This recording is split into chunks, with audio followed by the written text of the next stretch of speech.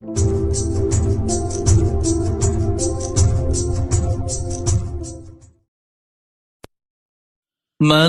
Jumat ulama pegang jiwa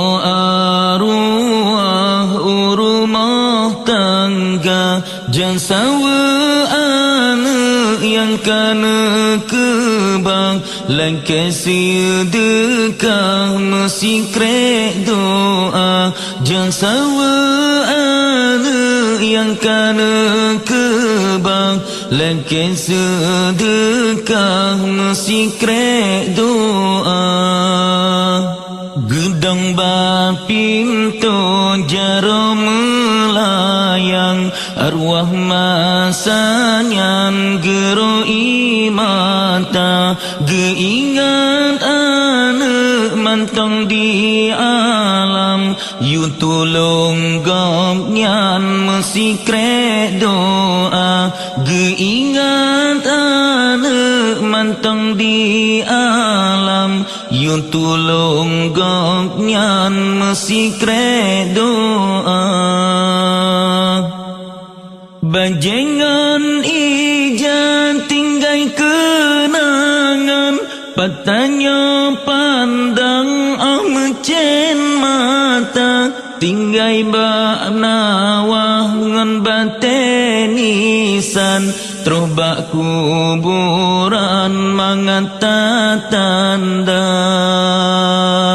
makanan mangatan lene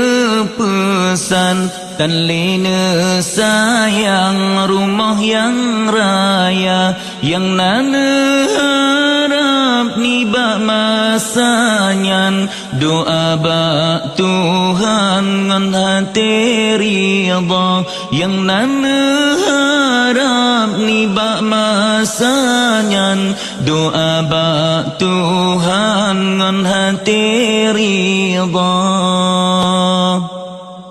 urang yang tan le lembuh tamsilan ibarat karam lam laut raya meapong-apong dalam gelombang sebab laut nyan bintih jihana tanyo yang tinggai tak cita bayang ke urang yang ke dalam kurung dah gentanyo mengata batilam tapi digomnyan lam sepot buta gentanyo mengata batilam tapi digomnyan lam sepot buta masalam dunia mengata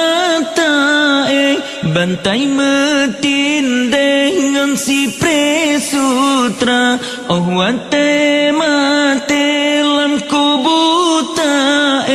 tanah kebintang bubong kerendah oleh sebabnya wahai erakan oleh sembahyang tak kirim doa tanya melake bantuhan sidrau supaya gopnyan berbahagia